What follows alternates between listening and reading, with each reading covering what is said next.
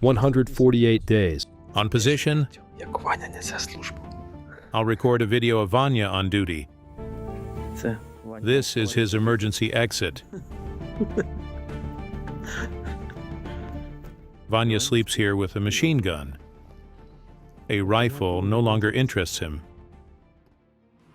War is not just special operations, mop-ups, large-scale assaults using armored vehicles, artillery, aviation, etc.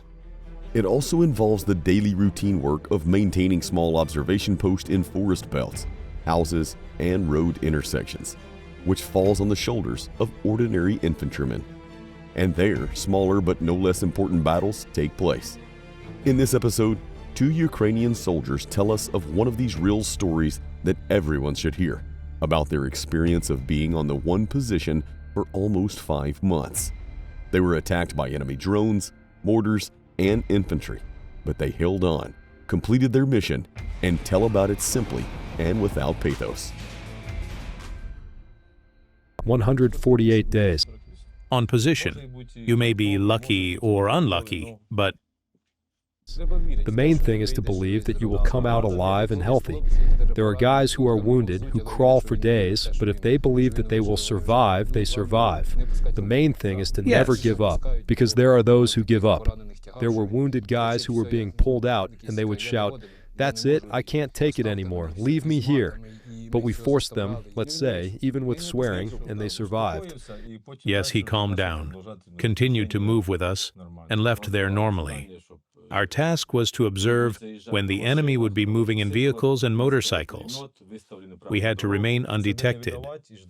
We set up a machine gun aimed at the road. We had to wait for enemy vehicles to approach and shoot in extreme cases, or when they were close. We had to pin them to the ground with fire, give their coordinates, and then our drones would arrive, filming our FPV drones attacking the enemy. Come on, hit them.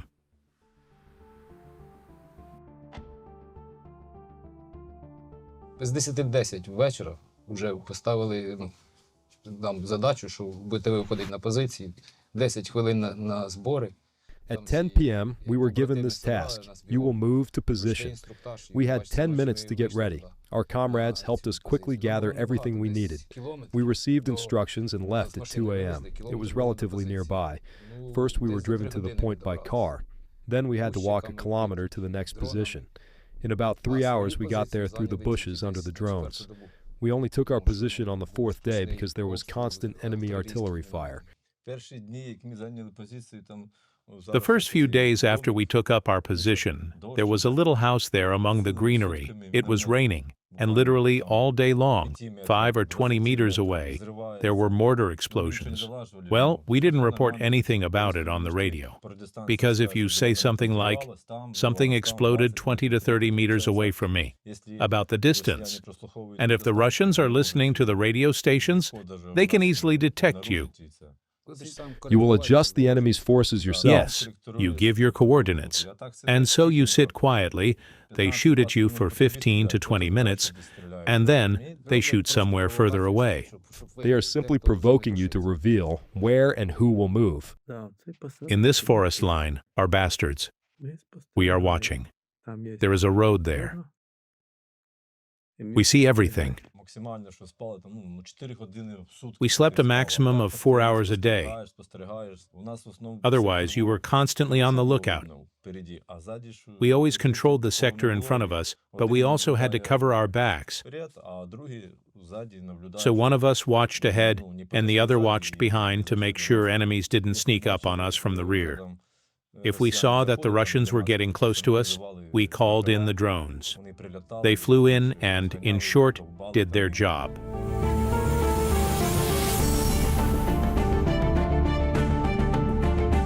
Our drone flew in and dropped us a power bank to charge the radio station so we could stay in touch.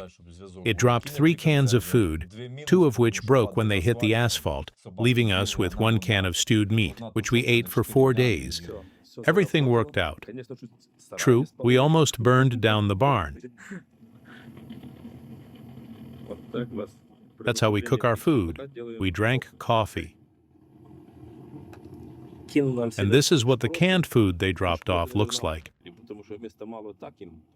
These are sprats, all squashed. Ну, їсти не дуже й хочеться. Well, I didn't really feel like eating. I felt like smoking. I'm filming Vanya smoking tea.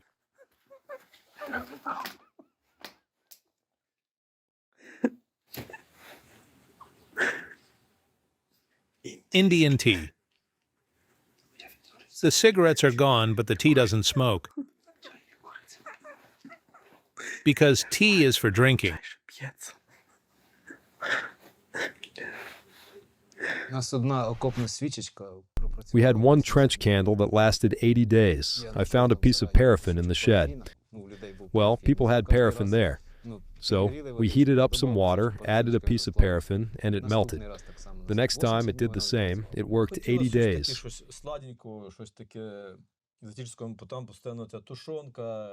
We always wanted to eat something sweet because we were constantly eating canned food and instant noodles every day, and we got tired of them.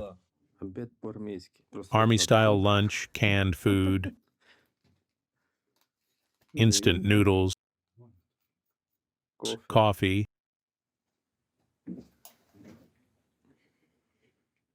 Day 29. No, day 30. Ah, day 30. It's been a month today.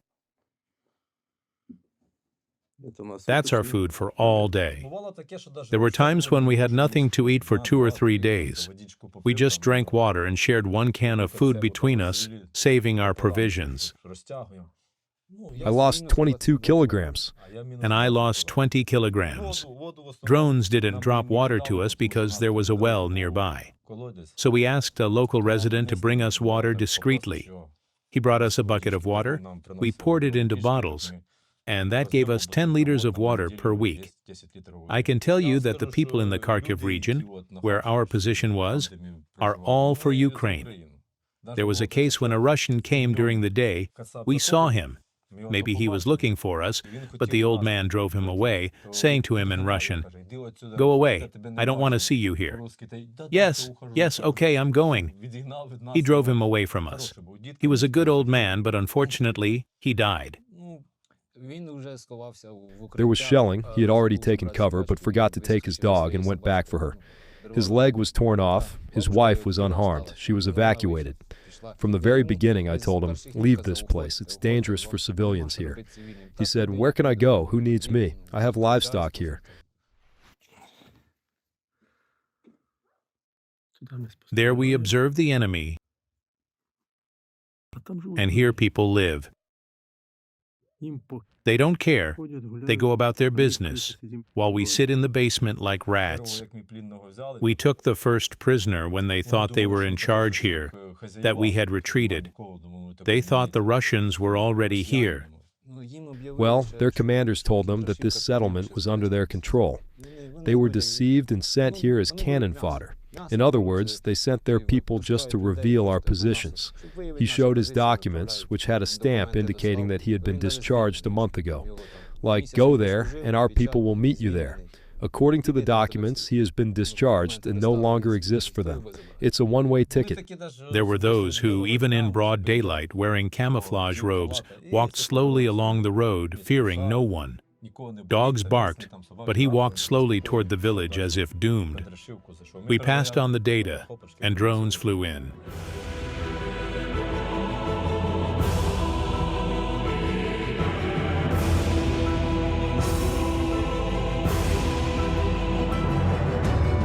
One day, the enemy came right to our house.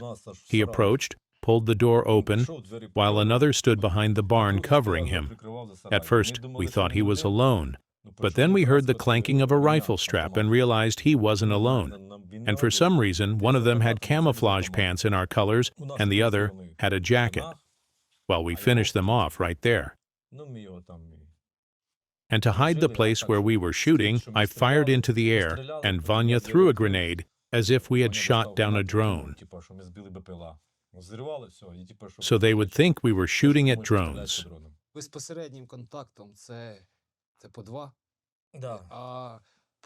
definitely eliminated 4 enemies with fire contact. And with our help, there are hundreds of them, too many to count. That is, drones worked according to our corrections. We provided coordinates by radio. Our neighbor came out and said, "Guys, there's a Russian coming your way." We quickly jumped out, and he was already standing at the door. Well, Vanya knocked him out, and then I made a control shot. I must have hit his radio station because he started smoking, and all the smoke went into the house. We revealed ourselves, so we started running away from there. An enemy bird spotted us.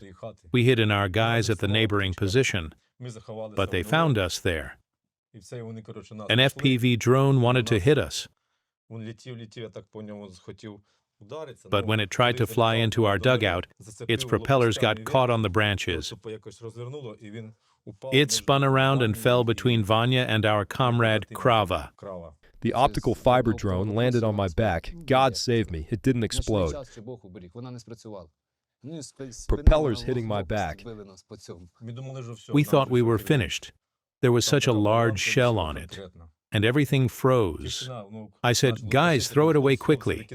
He caught it behind his back and threw it away. We crouched down, and I said, "Is it beeping?" "No." "Well," I said, "let's get out of here." We jumped out of the dugout and started running. We ran about 200 meters and hid in the greenery. Their drone was constantly hovering, tracking us. We waited until the bird flew away in the other direction and ran to the next forest strip, and they started hitting the previous point with drones and mortars. There were explosions even 20 meters away, but we knew they had lost us. Then we moved to the positions of the 92nd Assault Brigade, and I counted about 24 drone attacks in one night, 2 strikes every half hour. But they still didn't have enough strength, and our positions withstood the onslaught. We sat in the cellar. We didn't sit. 3 stormtroopers and us, the 5 of us, stood all night because the shelter was so small that we had to stand. We had to wait out their attacks anyway. And in the morning, we were told to go out and work with the 92nd Assault Brigade, and we worked together. Big hello to the guys. Call signs: Krava, Tiki, Chub, Korok. Good guys. They know how to work. These are really cool guys.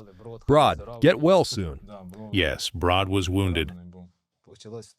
We were exhausted. We were with assault troops, helped them, and worked with them for a week.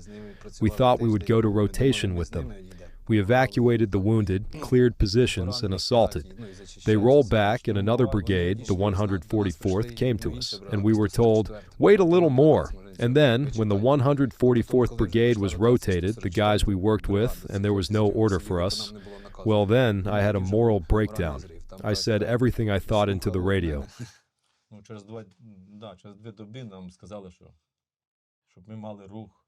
Well, 2 days later, we were told to get ready to leave. They covered us, and we ran very fast. We ran through the entire village in 40 minutes on one breath. The thought that you were going home and not to combat positions gave you a lot of strength.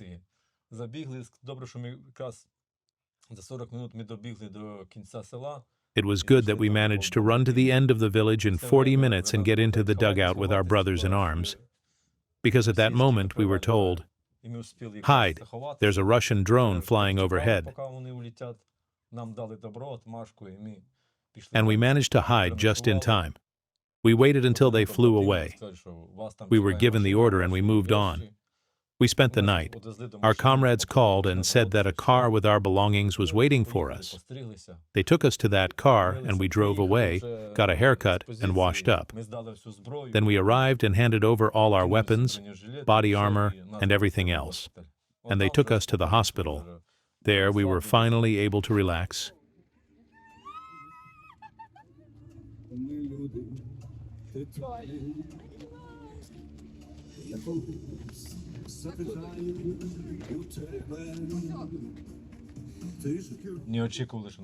We didn't expect to be welcomed like this. We were greeted by our leadership, comrades, and family. Flags, balloons, very heartfelt. We are stronger. This is our land. That's why we are stronger. В них нема шансів. Вони беруть A просто... little more, I think they have no chance. Ми набагато They just сильніші take territory with cannon fodder. We are much stronger morally. The main thing is not to panic. You always need to keep yourself under control and believe. If you panic, it will be very difficult. But if you stay calm, keep everything under control, learn and believe, then everything will be fine. I believe that we will win. I'm recording. This is Architect. Everything is fine with us. Everything is normal. I'm alive and well. Gostomel is also fine. Just a little longer, and I believe we will meet. That's all. I love and kiss you. Big greetings from us.